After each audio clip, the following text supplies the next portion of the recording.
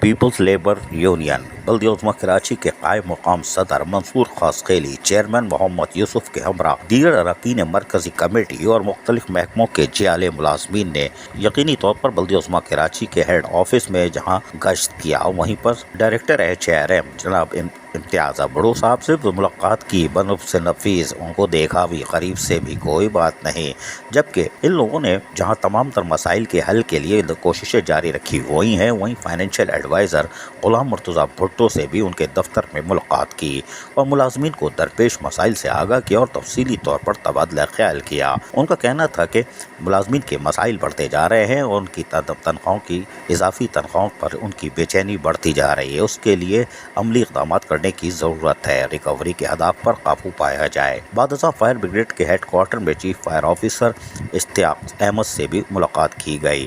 Senior ترین ہونے کی بنا پر چیف آفیسر کی حیثیت سے تعینات ہونے پر ان کو مبارکباد بھی دی گئی۔ اس موقع پر جہاں بلدیہ عظمیٰ کراچی میں انہوں نے ملاقاتوں کا سلسلہ جاری رکھا، وہیں نعرے بازی بھی کی۔ ہم سنوا دیتے ہیں، سونیا زرائنی کی زبانی۔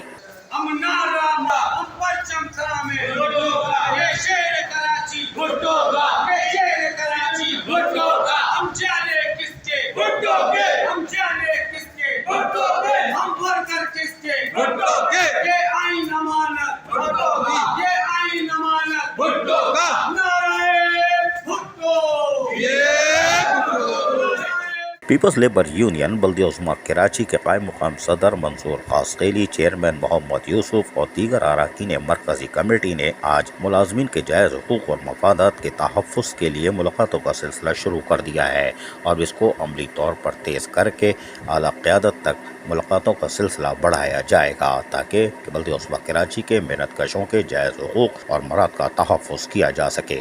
عزیز عارف، KBS بلدیاتی نیوز کراچی۔ ایسی ہی خوبصورت ویڈیوز فیوچر میں حاصل کرنے کے لیے ریڈ بٹن پر کلک کر کے اور بیل آئیکن کو پریس کر کے ہم سب کے سبسکرائبر بننا مت بھولیے۔